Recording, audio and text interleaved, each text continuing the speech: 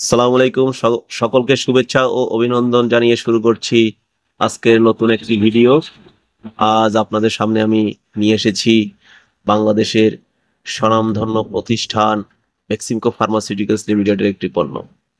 এটি হচ্ছে নাপা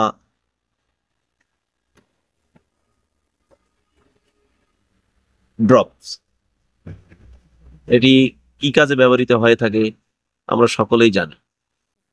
তারপরও আমি আজ জানাবো আপনাদেরকে যে এটি কি কি কাজে ব্যবহৃত হয়ে থাকে, কিসের জন্য ব্যবহার করবেন।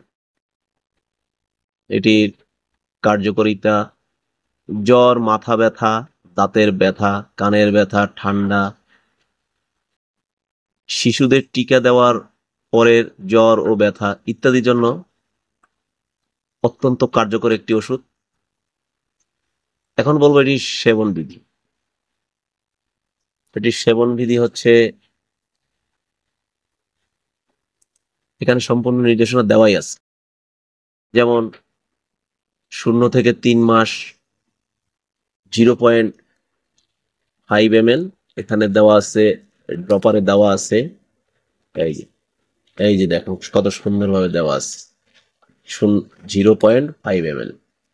এটি দিনে 3 থেকে 4 বার প্রয়োজন অনুসারে ব্যবহার করা যেতে পারে।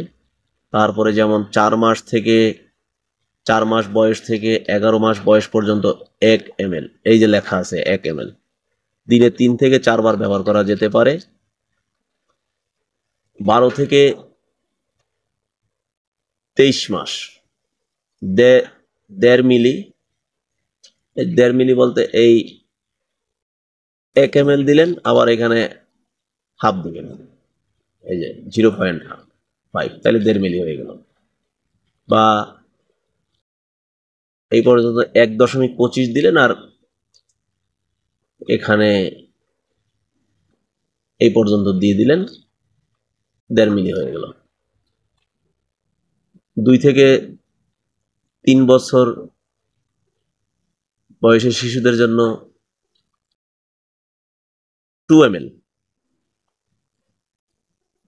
4 থেকে 5 বছর বয়সের শিশুদের জন্য 3 ml করে দিনে 3 থেকে 4 বার প্রয়োজন অনুসারে ব্যবহার করা যেতে পারে।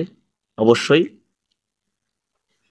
রেজিস্টার্ডকৃত ডাক্তারের পরামর্শ অনুসারে ব্যবহার করবেন।